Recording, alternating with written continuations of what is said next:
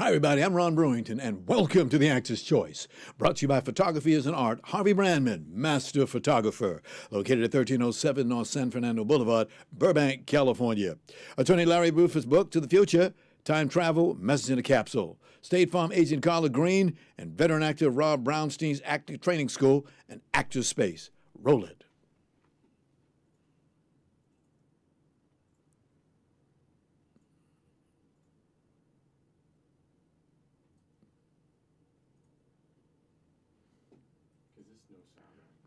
Just music.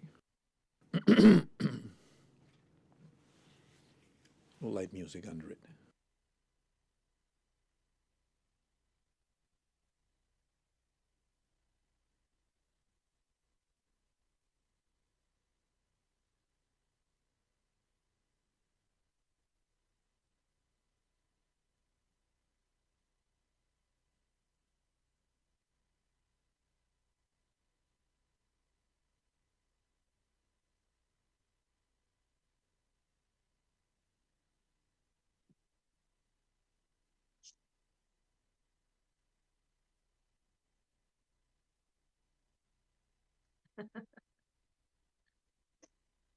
Oh dear. Oh my. I'm so sorry. I can't hear you. Hear me. Okay. Ah, There we go. Now you have it? Okay. yes, I can hear All you. right. Thank you. Okay. Well, greetings and welcome to The Actor's Choice. Okay, let's get right to it. What made you get into acting? I mean, you could have done anything else, my dear. You know that and I know it, but you And chose yes, acting. Why? true. I mean, and if anybody knows anything about acting, if you can do anything else, you probably should. But I just been doing it since I was a kid, and I loved it, and I just kept coming back to it over and over throughout my life. Um, I did a lot of theater up in Seattle because it's kind of a theater town. Then I moved down to LA to get into more film and television. I did a bunch of independent projects down here. I did some producing as well. And then in 2016, I started in immersive theater. And that's a lot of the things that you just saw in that little montage there was my immersive theater work since 2016. All right. You've been a busy lady. Let's go to the year 2003. Let's go back a little bit. And according to the IMDb, you got your first actor and producer credit for playing the lead role as Katrina in a movie of the same name. Yes, yes. Well, that was a learning experience. It was a great little short film that we did. My husband and I, we both produced it. Our neighbor wrote it and directed it. It was a little like Melrose Place here at our Whitworth household in our Whitworth complex here. And we all just sort of got along together. We were all artists together. And so we created this little project and sent it out into the world to film festivals and got to travel some. It was really lovely. Excellent, excellent. Let's jump 4 years ahead. And there you are playing a nurse in a short film thriller called Torture Room. Torture Room. Oh, yes. Well, that Yes. is actually a feature film by a gentleman named Eric. Oh, Master of Horror, Eric Forsberg. There it is. I'd done a previous feature with him as Uh-huh. well, called it was originally called Toad, and then turned into Night of the Living Dead. Wow. So a couple of fun horror films there. Wow. Indeed. Indeed. Katrina. Okay. In 2009, you and a fella by the name of George S. Botchko, not Botchko, Butchko. Yes, Right. that's the man. Worked on an Iwo Jima documentary. Yes, well, it was actually my husband's sort of passion project. Mm-hmm. My husband is Stephen Butchko, and he wanted to do a documentary about his uncle who was on the was one of the the nurses. They have a different word for him, but it was on that Uh-huh. particular island during the war, and he felt like a lot of the veterans were passing, and he wanted to make sure that he documented his story before he did so. And so he made the documentary. I helped him with it, and we did it together. And then he sent it out into the film festival world as well. Wow. Well, thank you. I'm a retired Navy man myself. We thank you for people doing things like that. Yeah, It it's gives very us a lot. important to remember our history. Yes, remember our history. Indeed, indeed. I see that after your relocation to LA, you and Butchko formed the T.H. Esbian Productions with Yes. with a premiere production of a dramatic work called Escher's Hands. Yes, that's correct. It was a Wow. play that we did in Hollywood. We did a little 6-week run of that. It was a, was a learning experience. One of which is there's not a lot of people go to theater in LA like they do in Seattle. It's a little bit harder to get people to leave their homes in such a film and television town. Yeah. But we learned a lot, and it was a great experience. I wouldn't trade it. It helps me grow. It helps me know what it's like to be a producer when I'm an actor on something. And I come into a project, I know how much work has gone into it before I even auditioned, before I even set on my foot on the stage or the set. Got you, because you stepped your foot on the stage many, many times. Yes. Indeed, indeed. We'll talk about that. Because through the years, you've had some very interesting roles. Now, here's one that you had, Good Behavior, another short film. By the way, as I was going through your resume, I noted that of the 20 credits that you've got, 11 of them are short films. Is there something about short films that you like? Well, when I first got here, I'd come from a theater town. So I like, I'm going to need some material for my reel so people can see my work. Because, it's harder to get them to come out to see it live. I thought, well, I'll do a bunch of short films, then I'll have some material to put up on my Actors Access, on, my personal, promotional websites, that kind of thing. So I ended up doing quite a few of those, and it was like a lot of fun. Yeah. You don't do anything different from a short film than you would for a feature. Exactly. Just shorter or longer. Right. Because as you know, a lot of actors, they use those short films to break up time so they can go do some stage work. Yes. Yes, indeed. Yes. Speaking of stage work, just take a moment here. I have a bone to pick with some actors and actresses. We see them here in LA. They come here and with illusions of grandeur. We don't know what they want to be, but they don't want to get up on that stage. That's my biggest bite. I get real mad with them.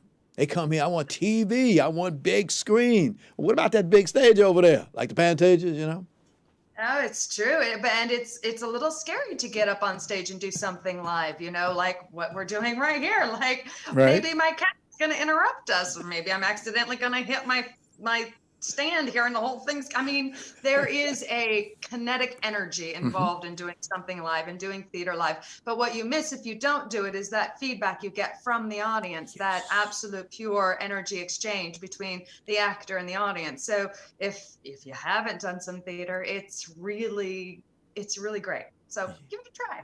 I keep telling them that's my message. Give it a try. Just try it. Don't get mad. Go out there and try it one time. Like you say, when you stand in front of a crowd of people, the grease paint, the thrill of the road, all those different things, you feel that while you're up there doing that work. Wow.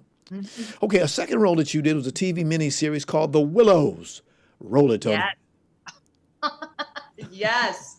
The Willows. So as I was mentioning in 2016, I got, you're going to play it.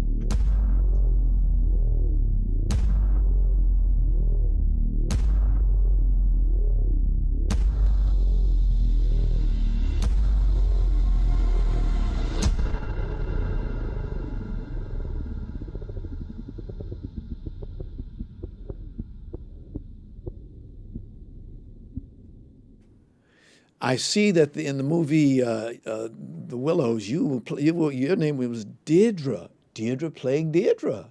That's correct. That was interesting. I was honored and lucky enough to have that role sort of fashioned for me. It was double cast. That actually started out as an immersive theater experience. So I have to shout out to JFI Productions, and they're hiring me in 2016 in entry, and then after that in the Willows. So we did that in 2016, 2017. No, 2017, 2018, 2019. We remounted that show because it was so popular. And then during that process, they turned it into a VR experience. So you can actually see it in virtual reality and sort of experience the Willows from your VR headset. Okay. Next question. We have time for one more from your montage. It was called Freaking Weekend. Roll it, Tony. I used to live on the edge, Dr. Presley. We never talk about your relationship. How's it going? Had enough? Good. You need a vacation, and I know just the place. Welcome to the Franklin house where lovers come to be lovers. Tomorrow is Valentine's Day and we need to properly kick it off. So what are we toasting to? To finding love.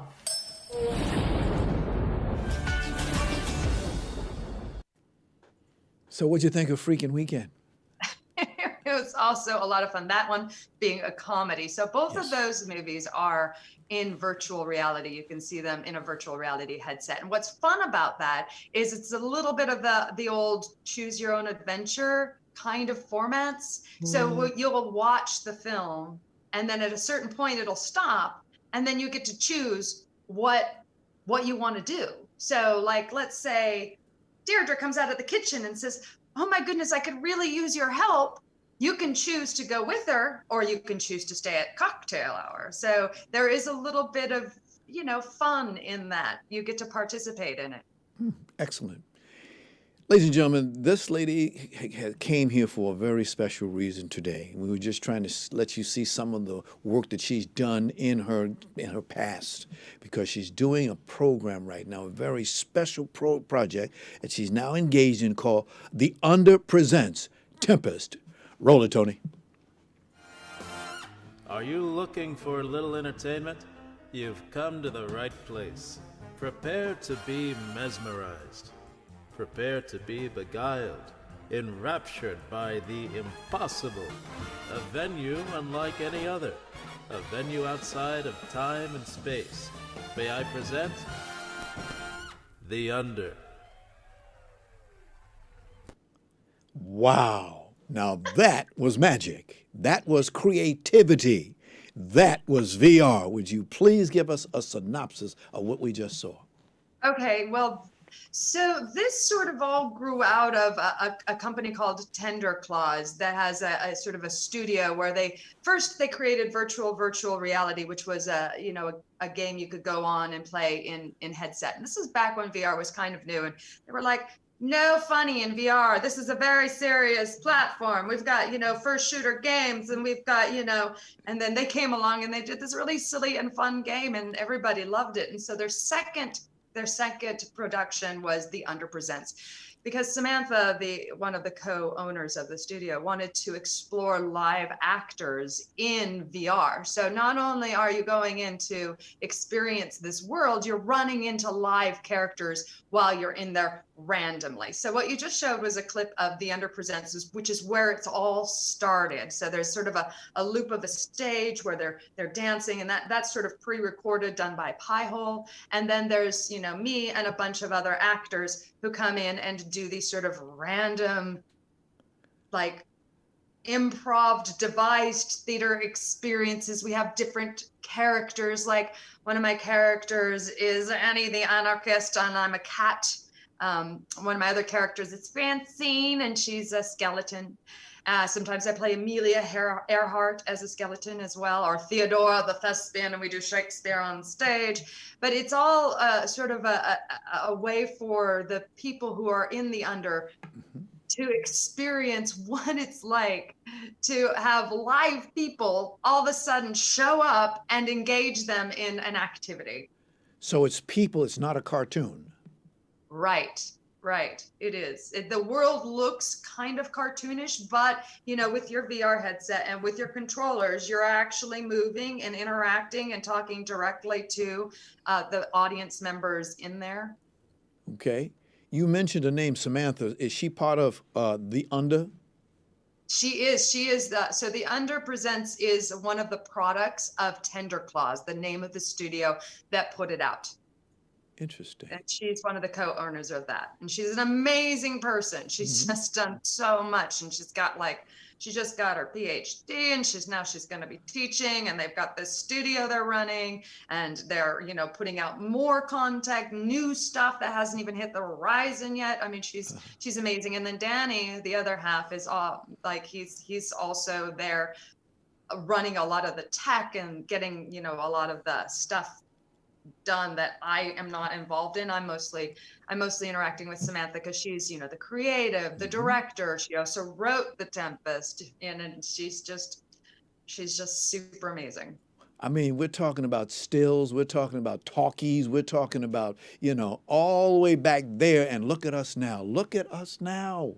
Yeah, well, and it's funny you say that because it's in some ways it's the same because where film was in the 20s, VR is now. So in the 20s, everybody was like, how long should a film be? I don't know. Should we put music with it? How do we get people to talk? What's the best sort of way to sort of tell a story? And now we've got 100 years later where it's like, oh, okay, so over the shoulders and fast cuts and, zoom shots and, shots from way up above to establish, like they've sort of figured out the format.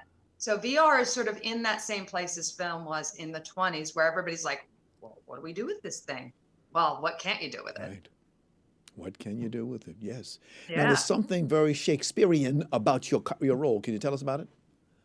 Oh, well, so what happened was, so the Underpresents sort of existed, which is a multiplayer universe, and then it also had a single player element called the Time Boat.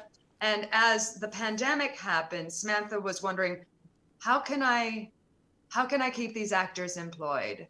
And so she created the Underpresents Tempest and added to the Underpresents a theater called the Decameron. And you can go to that theater, you can buy a ticket, and at a certain time, whenever you've purchased your ticket you will find yourself transported into the theater of a lobby of a theater, and then at the appointed time, your show will start. And all of a sudden you're transported to a fire pit in the Hollywood Hills. And you learn that this actor, me or one of the other actors, the other 10 actors, will tell you how they, they're sort of stuck at home and all their productions have closed, all their theaters have closed, and they need to rehearse for the Tempest because it's the one thing that hasn't actually canceled yet. And so the Prospero or Prospera engages all of the audience into helping her explore and rehearse the Tempest. Now, it's about a 40-minute show, and the actors that play it sort of do it sort of like a one-person show, but we transport from location to location, and we also engage the audience members in the show. Okay. Now, you said actors, the exact numbers, there are 11 other actors besides yourself? That's correct. Wow. Yeah. And we're all different. So we all started with the same base script, sort of the same template, the same, we all learned it, we all memorized it and figured it out. And then Samantha was like, okay, now go ahead and put your own spin on it. Bring your own framing, your own point of view. So each of the different actors has sort of their own way of telling the story. Okay. And then, of course, since the audience is there participating, any of the audiences can do something different, which will change the story as well. So every time you come to see the Tempest, it's going to be a little different. Now, this is new for you, I understand. So you actually you enlist the audience to help you rehearse. Is that correct? Yeah, we do. And so, in like the first scene, we will cast them as like the boatmen in the first scene of the storm, and we'll send them up to the balcony, and they have like a little steering wheel, and they're supposed to steer the ship, and then we bring them down, and then they teach them a little magic to do, and then they sort of create the story that we're telling. Wow. I would estimate with personal variations among each actor and a new group of participants to each showtime, it would seem that no two performances would be the same. That's right. Yeah. So like I'm very I'm very kind of classically trained in a way, like theater is like, so I went in, I memorized everything and I got it all like down. And then there's some actors who are just more comfortable with improv or, more from a different background. Like we have one actor who is more of a opera and clown based mask puppeteer. We have one actor who's got, just a sort of a dry sense of humor, and he's very funny. And my other friend, she's very contemplative, and then her performance is very thoughtful. Okay. But all of them are engaging, and all of them are very different. Okay, now tell us about the schedule. You're what, 4 times a day or something like that? Please tell us. Yeah, it's kind of nuts. So the show runs 7 days a week. So on Monday through Friday, it runs at or this is all Pacific Standard Time, but the Oculus headset will adjust for your time zones. Or so 4 o'clock, 5 o'clock, 6 o'clock, and 7 o'clock. And then on the weekends, it's 11, 12, 1, and 2. So I'm on Mondays and Wednesdays along with a couple other actors. And we will take a show with it's like 6 or 7 people. And like I said, it's a bit of a one-person show where we go through and we go through them through the show the whole time. And then that's like, that's kind of through the end of September. What's the reaction been since you started? Oh man, the audience, they love it. A lot of them have never experienced anything like this before. So they're a bit stunned at what we're able to accomplish and what we're able to do, melding theater and VR. And it's magical because it kind of creates the suspension of disbelief by itself. You put on that headset, you look all the way around you, up, down, all the way, anywhere you look, it's a different world. And so you are in a world that it exists, but it doesn't. And so there is this sort of suspension of disbelief that happens just by putting on the headset. And then all of a sudden you've got somebody talking to you and engaging with you in this magical world, and you get lost in it. Wow. Again, how to get tickets, how much do they cost, what's the required headphones, all that information. Can you tell us again? Sure. So you have to have, for the Under Presents Tempest, you have to have the Oculus Rift or the Oculus Quest. For the Under Presents, you can have some other ones because it is also on Steam VR. And if you buy a ticket to the Under Presents Tempest, the ticket is $14.99, but it also gives you access to the multiplayer universe of the Under Presents. Not the time boat, the single player game, just the universe. So you're getting not only the ticket to the show, but the ability to go into the Under Presents and meet some live actors randomly, or watch the show, or learn to create new magic, or rebuild a temple, or all the magical things you can do in the Under Presents. Sounds great. Looks like you're having a great time. Yes. Definitely. By the way, how long does the performance last? It's about 40 minutes. No, I mean, and we're the going to run. How long is the run going to be until? Till the end of September. End of September. Now, I tend to go a little long on my performances. I usually go about 45 to 50 minutes. Ooh, that's a treat. I'm having so much fun. Yeah. But we're supposed to be at 40. Outstanding. Well, listen, I want to really appreciate you being here today. Thank you very much. Thank that marvelous publicist that you have, Lucy Pollock. Thank you. She's amazing. And thank you for all of these amazing shows that you do weekly. It is so hard to do something so consistently for so long. As I was telling you earlier, a lot of Hollywood marriages don't last as long as your show has been up easily. So congratulations. I call it something to do, just something to do. I have fun. But thank you. It's and meet beautiful. people like yourself. Thanks for having That's me the on. joy. I'm honored. Thank you. This is The Actor's Choice. I'm your host, Ron Brewington. The studio of Harvey Brandman Photography is an Art is proud to offer you a $100 discount off any photo package valued at $300 or more.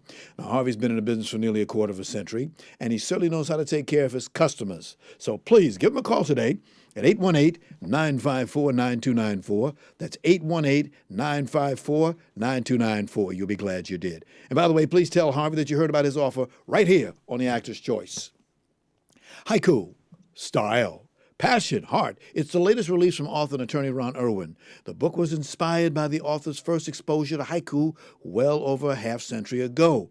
Now, this experience produced within him a deep passion to experience Asia, which he later did as a U.S. Marine. The book is available in paperback at lulu.com. Irwin says he'll give 20% of net book sales split evenly between the veterans of foreign wars and Vietnam veterans of America. Book to the Future, Time Travel, Message in a Capsule, a book by author Larry Buford. It's a historical and faith-based account of how what we do and follow today will affect us tomorrow. The author also calls it an adventure for those who want to travel back through time. The book is now available in paperback for only $17.95. So please get your copy today. And now, a word from State Farm agent Carla Green. Roll it.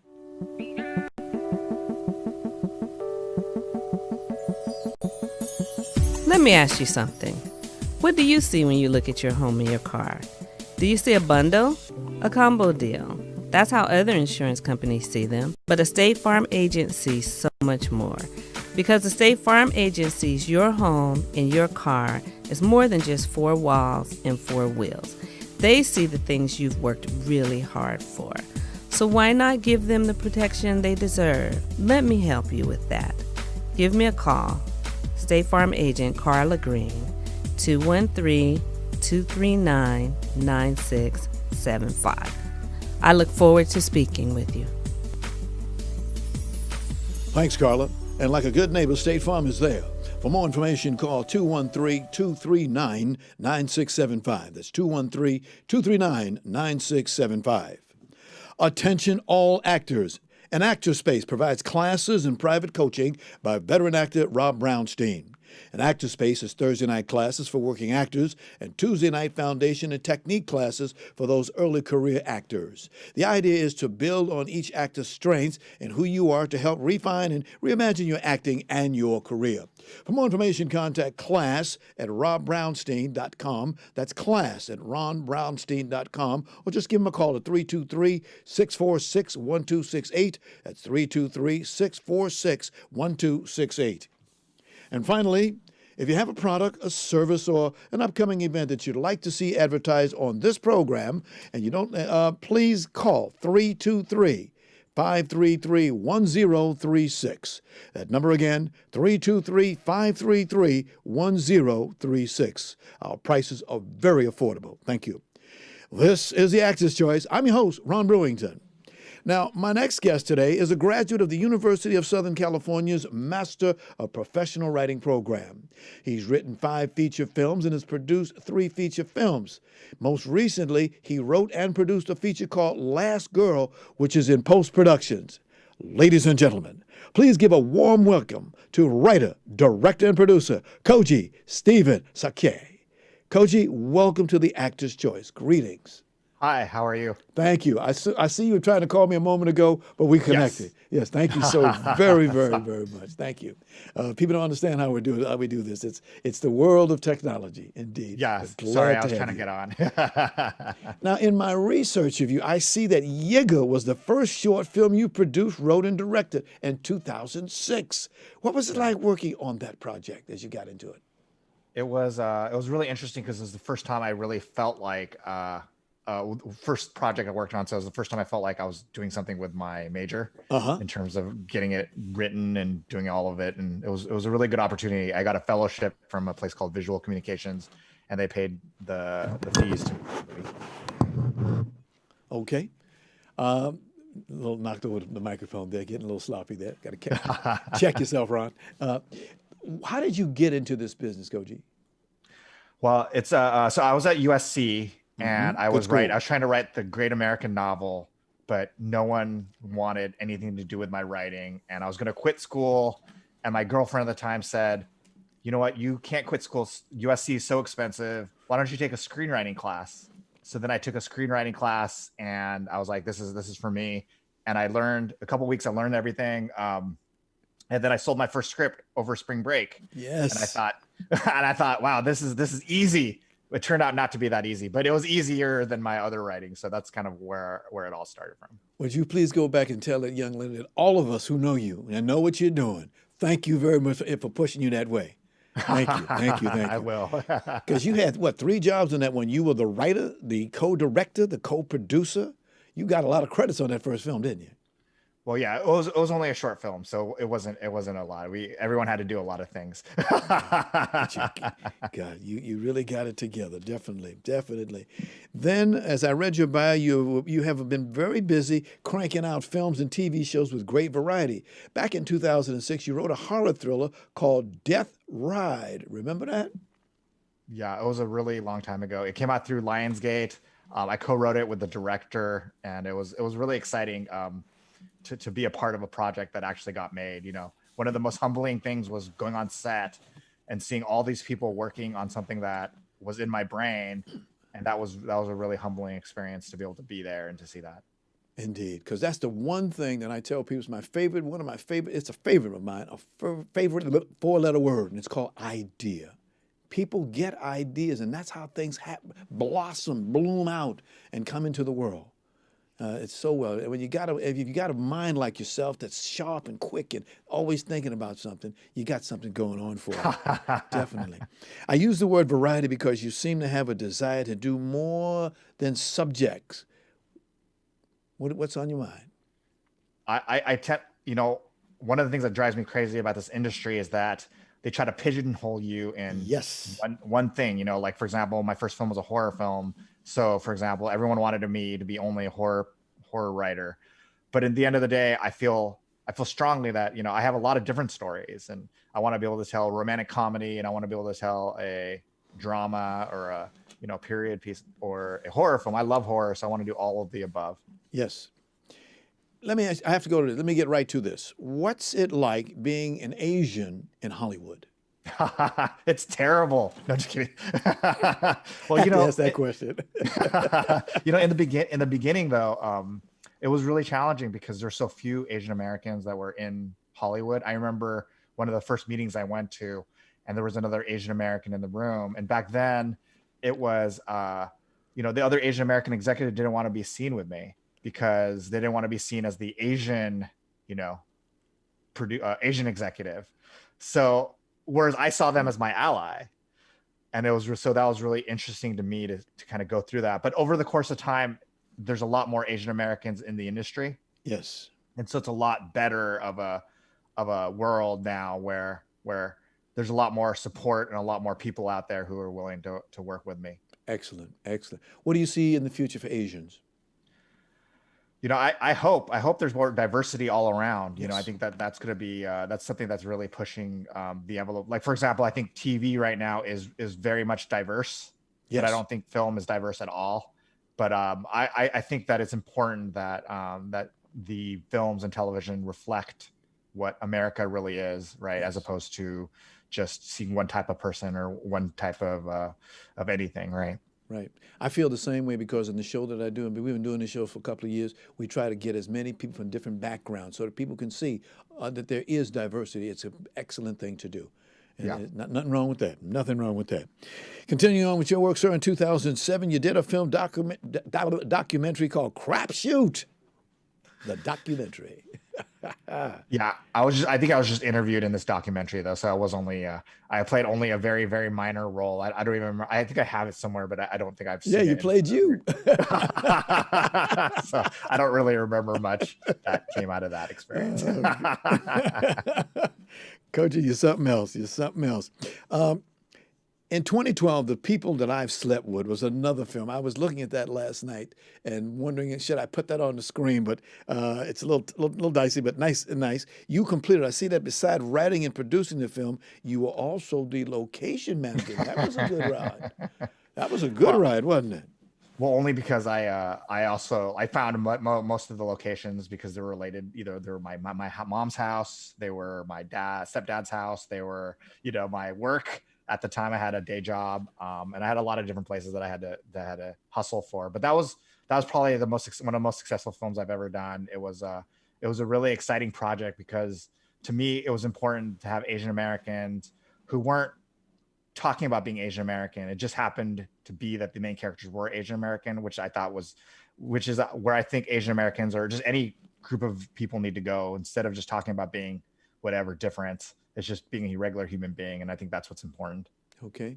Starting with the word idea, can you tell us how you prepare, develop, and produce a project? Do you have like 2 hours for this? No, just kidding. I think that the biggest thing to me is that, and what I always say to people also is that the biggest difference between a professional and an amateur is an amateur waits for inspiration. Whereas a professional, we do it every single day. So what I teach as well. So one of the things I tell my students all the time is when I open my computer, I'm inspired. When I close my computer, I cease to be inspired. I open my computer, I'm inspired. I close my computer, I cease to be inspired. And what that means also is that I don't believe in writer's block. So all these ideas, I want to always come up with it. I want to treat this like a business. And people think it's crazy that you can train your brain to be that disciplined. But you can. I mean, it'd be like if I worked at McDonald's and somebody told me to flip a burger, and I said, I'm not inspired to flip burgers today, they would say I'm crazy. Right. Right. They would say that's not possible. So I think that in the same way, I think ideas and writing and whatever else you're doing that's creative, you have to train your brain to be able to keep doing it all the time. And the other thing I'll say real quick is that you have to be a student of life, to get these ideas. Like I'm always on Facebook. I'm listening to podcasts. I'm talking to individuals. I mean, back when we could go outside, I'm talking to individuals. I'm reading. I'm reading the newspaper. I'm doing all these different things because that's how ideas come from. It's from interacting. It can't be just by myself in my office hanging out. Koji, if I can share with you, I teach over at Santa Monica College, and one of the things that I tell the students over there is what I call the 3 E's: education, experience, and exposure. Because a lot of kids, they don't understand. Yeah, go out there, get that education. That's great. But go get some experience too. Yeah. Oh, yeah, for sure. That's you have to where be it's out. at. You have to go out there and do it as well. Right. The 3 E's, indeed. And I also say, sorry to interrupt you. I also say that, it's like talent is, I think being successful is having a talent, but it's also about hard work, and it's also about who you know. And they're all equally important. And one of the things I did learn at USC was that I wasn't the most talented writer in the world. But what I had over a lot of my classmates was I hustled more than them, and I could talk. Right. So, and I went out there and I was working, and when they were talking about writing, I was actually writing. So, that taught me right away that those are the things you need to do in order to have a successful career. Got you. We always say good reading equals good writing. Yeah. Oh, yeah. And a lot of the people who write don't read enough. So Exactly. it's something that you definitely have to do. This is a very competitive business. That's another thing people don't understand. Oh, yeah. I say it's actually harder to be a writer than an actor in Hollywood. Really? Because I'm competing against everybody who speaks English in the world, because they're all submitting scripts to Hollywood. If you're in Australia, you're trying to submit scripts to Hollywood. Whereas if you're an actor trying to be in Hollywood, you're probably somewhere in Southern California, right? Because you need to get to the auditions and all those things.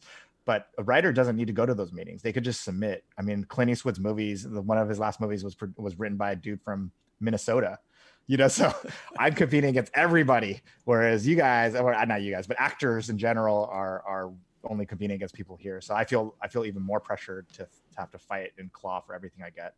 My goodness, we could spend a lot of time listening to you, my friend. You have a lot of good stuff there. Tell us about casting. When you're doing a movie, you're casting. How do you get your people? Well, first, let me just say this about casting. I think as a writer, as a person of color, as a writer, it is important that when I imagine a character, I try to put a race, I put who they are specifically, because in America, one of the things I found is if I close my eyes and imagine a character that I'm reading in a book, I never imagine him to look like me. I imagine him to be white, male, Protestant. Right. So it's important that I put African-American or Asian-American or Latino or something like that. So that's the first thing. So I don't believe in this idea of open casting, because open casting just means Caucasian people to me. And so I think it's important that we put people of color in those positions if I see those people of color there. So in terms of casting, though, I think that casting is a really hard thing, because ultimately you want to find the most talented actor, but it's also it's also a business. So you need to get the most successful actor as well. So I think that there's always a push and pull about finding new talent, but also finding the talent that will help me sell my movie ultimately. Excellent. Now, we saw some bits. Let me see. We did one of the movies that I did have a chance to see from you was it was called Comedy Invasion. Okay. Tony, would you roll that, please? Tags, girl. Louis gave Kanye his own shoe. Would tell Louis that I'm in. Yo, you Filipino? You Filipino? I go, yeah, why? Then they start talking. I'm what? And it got so bad to the point where I would write my name on my homework assignments, Otsko Kotska, and she would come over and tape over it, Stacy. Yeah, I know. And I didn't know what was happening at the time. Thank you. As a writer, talk about your favorite storytelling. I mean, like, for example, I'm a journalist. And as I tell my people, a journalist is also a writer, except that a journalist is under a deadline. Writers they're not the deadline. So how do you feel about storytelling? What stories are you looking for? That's a really great question. I'm just looking for things that inspire me. that make me want to keep writing and keep working. Especially if I'm not going to get paid for it, I want to make sure that I could fall in love with a story. One of the things I tell my students, and even when I watch a movie, if I'm watching a movie and I'm telling you all the major moments of the movie, that means that I'm not into the movie and I'm not having fun watching it. And I think that this business is about telling stories. Yes. And you should be so immersed in it that you're not worrying about everything else going on in your life. It's that 2 hours away from your life that could really transport you and make you feel better or learn something or whatever the point of the movie is. So to me, that's what storytelling is just taking us out of our lives to learn something or to be entertained. Got you. Koji, do you go to plays, movies, et cetera, et cetera? Oh yeah, I go to everything. I watch as many movies and plays and TV shows as possible. I'm constantly watching things. Right. God bless you. Bless you. I see that you have an action film out right now. It's in pre-production called The Commando. How's that coming?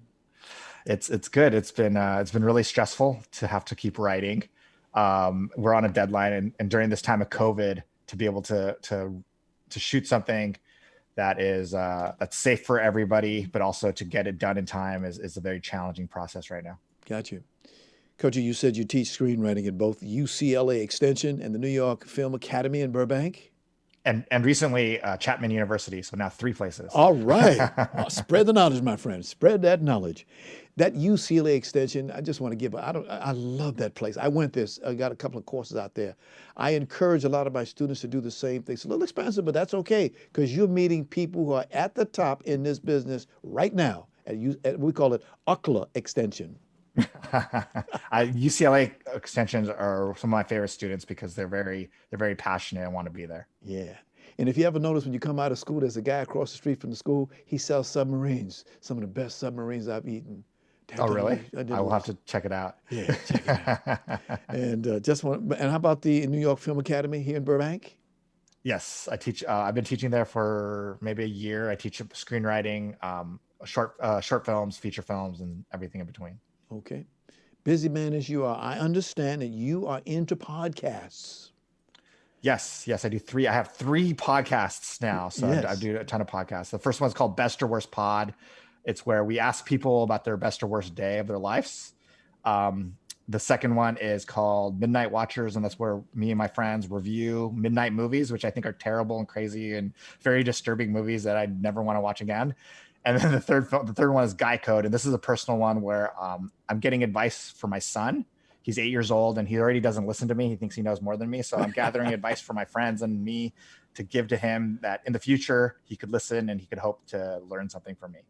Don't all children this age do that? They all do the same thing. I get that too. But you said Guy Code, right? Guy Code, yeah. Roll it, Tony.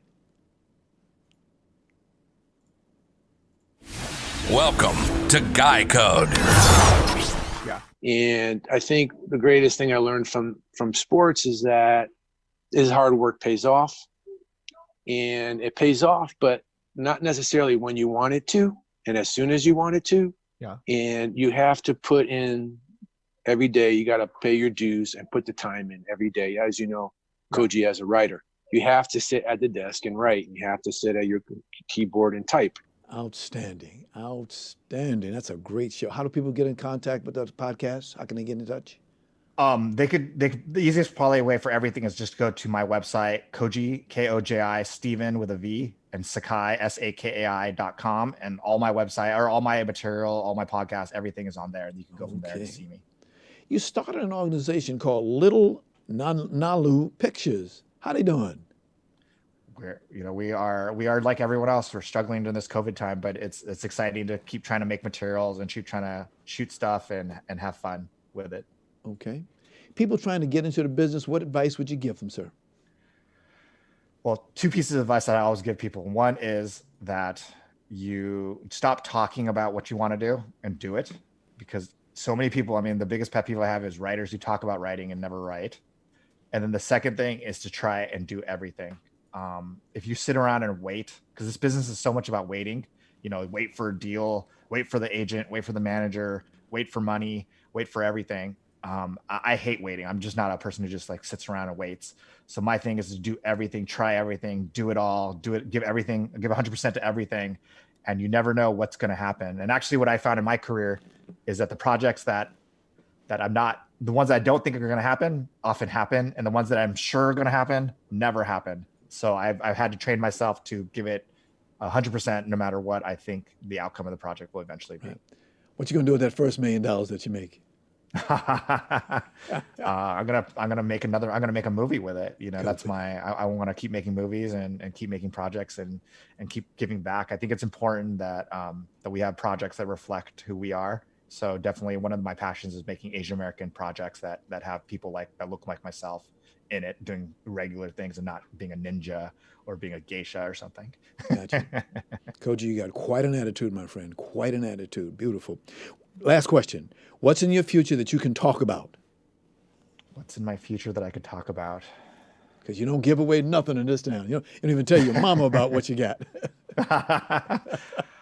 Well, I think the biggest thing I could talk about is that I have films that are going to be in production. As soon as this COVID situation becomes a little bit more manageable, a lot of my films that are bigger are going to be starting to go in production, and I'm super excited about moving into a different stage of my career.